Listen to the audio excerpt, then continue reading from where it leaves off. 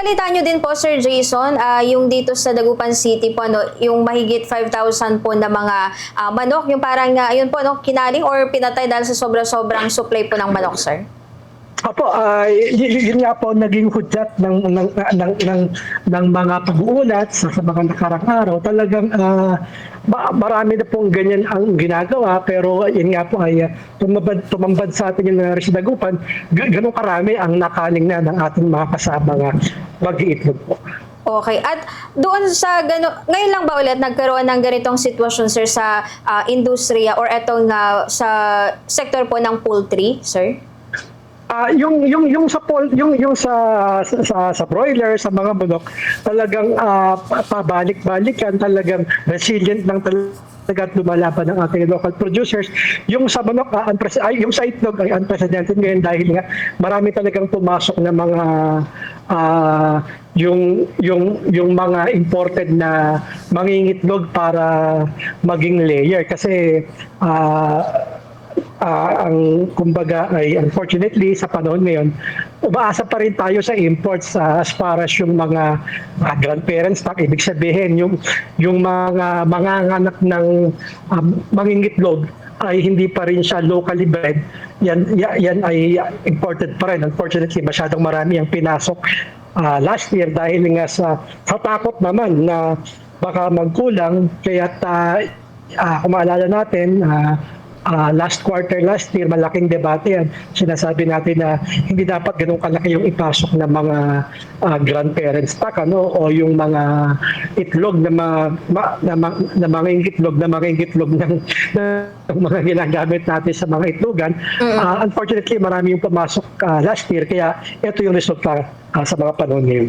Okay. At eto, Sir Jason, siguro bigyang linaw nyo na lang din po, kasi kamakailan nung may mga napaulat nga na mahigit 5,000 pinatay na manok sa mga ilang poultry farm dito sa Dagupan City. Ayan, parang may mga usap-usapan po kasi baka may mga malawakang pagkakasakit daw po ng mga manok. So pakilinaw po, sir, na ito ay tama po, hindi po dahil sa pagkakasakit ng mga manok yung pagpatay po sa ilang mga poultry farm, sir.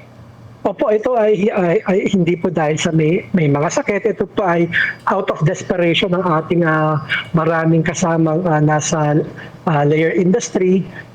Imbis na diretsong malugi sila, hinakal nila, binebenta pa rin naman yan sa mas murang presyo. Hindi naman siya pinatay tapos tinapon o ibinenta dahil may sakit. Kinal siya, ibig sabihin, hindi pa siya dapat kakatayin, pero dahil nga imbis na malugi pa ang ating mga nasa layer industry, minabuti nilang ikal na lang sa mas maagang panahon. At ito ay binebenta pa rin naman at wala itong panganib na may dalang sakit or dahil may peste o merong kumbaga ay animal disease na kumapit sa kanila. Wala pong ganun sa sitwasyon. Ito po ay kumbaga ay desperation ng ating nasa layer industry po. Ayun, tama po, kailangan po bigyan ng linaw kasi po pagka mali ang informasyon, baka lalong walang bumili ng manok at itlog sa ating mga kababayan. Salamat po sa pagkakataong ito ay ating na-clarify at nalinaw na ito po ay hindi dahil may sakit po yung mga alagang manok. Okay po. Panguli po siguro, Sir Jason, ngayon, sa ganitong sitwasyon, hanggang kailan po natin possible na mararanasan po ng mga nasa poultry industry yung mataas na or sobrang supply ng manok at bababang presyo po ng itlog, sir? Ang sinasabi natin kung magtuloy-tuloy talaga yung sitwasyon, bukod sakaling ang isa pang nakakabahan lang mga ulat, talagang marami nang tumitigil sa pagmamanok.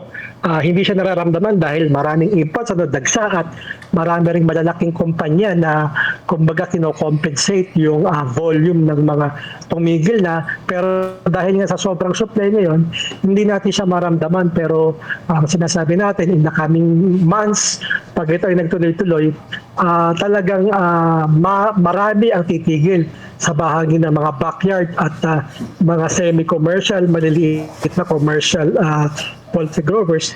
Yun ang ayaw nating mangyari dahil bukod sa aasa tayo sa importasyon naman, pangalawa, yung malalaking kumpanya na ang siyang mamapayagpag sa industriya. Very proud ang livestock industry dahil for the longest time, minintain natin na siya ay pinangungunahan ng backyard, backyard hog raiser, backyard poultry growers. Matagal nating panahong hindi pinabayaan ang industriya, at talagang ito ay namamayagpag ang ating mga backyard raiser. So ayaw natin talagang mangyari ang sitwasyon, mabaliktad. Lumit na lang yung bilang ng backyard or tuluyang mawala. At itong mga dambuhan ng korporasyon na at mga imported chicken ang siya nang mapapakain natin sa mga mayang Pilipino. Ayun po. Thank you po ulit, Sir Jason, sa oras po ninyo at magandang gabi po sa inyo, sir.